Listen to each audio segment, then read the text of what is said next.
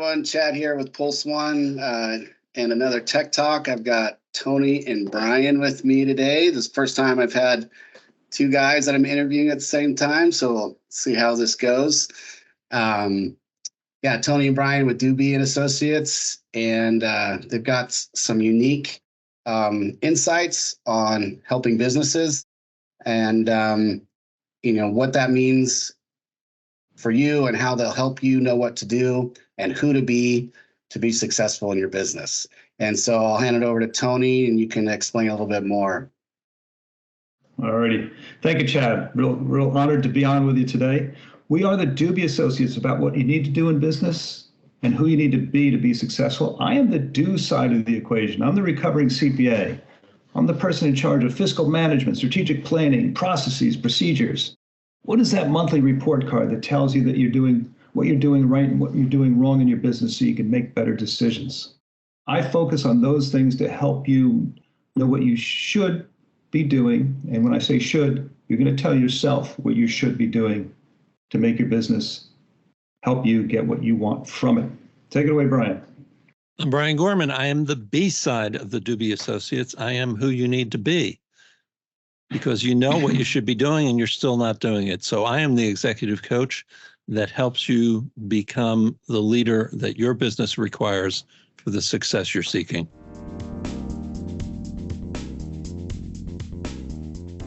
So you guys have something to say about business owners and what to do and how to keep your best people. What say you about that? Brian, would you like me to start off on that, or you want to take it? Go ahead, Tony. Yeah. All righty. Well, with the great resignation over the last few years, the acceleration of people wanting to work at home with COVID, a lot of employers and leaders have been struggling with these things. One perfect example is a quick story. I was talking to a banker who said, "Oh yeah, management's telling us all the time that we need to have a better work-life balance." And I asked him the question, what are they doing about it? He says, nothing. So if you're really going to do something about it, what we have a trademark in is called the 4-day work week. And we are not proponents of forcing every company to be a 4-day work week. No, we look at the 4-day work week as a metaphor for the flexibility that you can offer your employees so you can keep your best employees. It could mean working on your business, and it's about working on your business, not in your business. It's about working on the efficiencies. How can you provide employees more flexibility if you don't take a look at where all the inefficiencies lie? Because then you can offer your people a shortened work schedule. But the goal is, one of the things I want to make sure is we're not just talking about what the people want, it's also what the business owners want. Maintaining productivity and results and keeping your clients happy. That's a two-way street, and that takes a lot of work. And if you listened carefully to what Tony just said, he never once used the word employee. He used the word people. This is about developing a relationship with the people who work for you, not in their roles, but as the full person that they are. So that flexibility for some people may be working 4 days a week. For others, it may be working 5 days a week, but having that flexibility to take their kids to school in the morning or to attend school activities after school. It means valuing the people that work for you, having them feel like they mean something to you in the organization. McKinsey did a study on why employees are leaving versus why employers think they're leaving. And the disconnect was scary. Employees are leaving because they don't feel valued by their managers. They don't feel valued by their employers. So you need to be the kind of leader who not only values in your head, but values in your heart and communicates that to the people who work for you. And by giving them that flexibility, people feel more valued. That's one of the ways, Chad. Absolutely. Because you recognize, as the person that I'm working for, that sometimes I have other priorities in my life. And those softer benefits that you offer your employees, not everybody is as competitive as the largest organizations to pay the most money. This is another competitive advantage that business owners can offer to keep their best people when it comes to compensation. And studies have shown it's not always about money. It's quality of life. It's quality of life. Another thing that's very important is there purpose in my work? Is there purpose in my work? That became, we've all heard the complaints about millennials, and some of us may have actually been complaining about millennials for years, that they just don't stay in a job. It's very simple. They just don't stay in that job because they don't feel that there's any purpose in the work that they're doing. So you want to keep your best people? Find out what gets them excited to come to work in the morning. What is it that fulfills them? And then find ways to align what you need with what feeds them.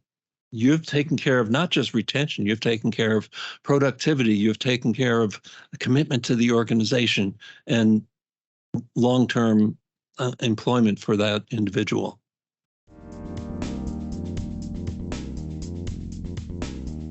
You're showing that you value that person, and so you give them the flexibility that they need to be able to do everything in your life.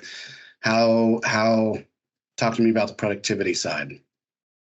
Well, I was just looking for my 2x4 to show, because I bring the 2x4, Brian brings the Band-Aids. One of my friends who bought a business last year said it so beautifully, and his bit of edge to it. He's like, I'm tired about hearing what my employees want. What about what I want? And I think one of the issues has been the last 2 years, 3 years now, everything's being written about what the employees want and how to help the employees. But Mr. and Mrs. Business Owner who's listening to this podcast, you could take that and you can listen to it. But you must make sure that you have the conversation about what you need. Because when that employee comes to you saying, I want this, I want that, before you say stop, say, great, you can have that if I have this. So let's go over what we want from you. Now, and it's a two-way street. And I think that's the hard part that a lot of business owners get angry about, get frustrated because they read all about what the millennials want. They want this, they want that. You have wants too. We don't write about those. You don't see that written in the publications. It's a two-way street conversation. That's the important part if you want to maintain productivity. And there's accountability. Brian and I have a good discussion. There's anarchy and there's monarchy. Monarchy was anarchy versus monarchy, and something like that. But it's not just you're in charge and the employees are going to jump to attention what you want them to do and running them like a king. It is a two-way street, but it can't be too much anarchy on the other side where the employees get everything they want.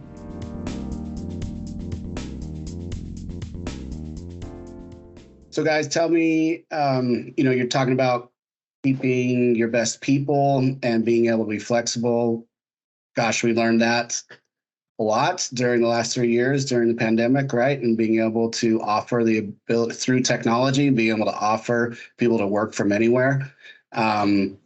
You guys talk about holding on to those good people and providing that value. And so how important is it for a company to have good IT, to be able to provide that and have a good partner like Pulse One? Tools. We all have tools. Tools can be people, tools could be structure, tools could be technology. I think in today's day and age, everybody focuses on the technology as a fix-all for everything. It only goes so far. But with the right foundation of communication and established processes, tools like Pulse One can only exponentially help your business move that much faster. To add on top of that, as we go back to the topic of retaining your best people, if your best people can be anywhere in the world that they want to be, you have a much better chance of retaining them. If, for example, my partner gets transferred somewhere else, and I still have to come into the office, well, guess what? I'll go find someone else's office to come into. But if you've got Pulse One, if you've got that kind of technology capability that allows me to do my job anywhere, anytime, and meet the needs of the organization, meet the needs of the client, now you got me. And oh, by the way, you may find somebody even better than me halfway around the world. Awesome. I'm a true believer in that. And here at Pulse One, we do that. We adopted that mindset probably almost like 10 years ago, to where we went all remote, and we never looked back. The people that we have on board with us in the U.S. and outside the U.S., we love it. Couldn't ask for a better situation.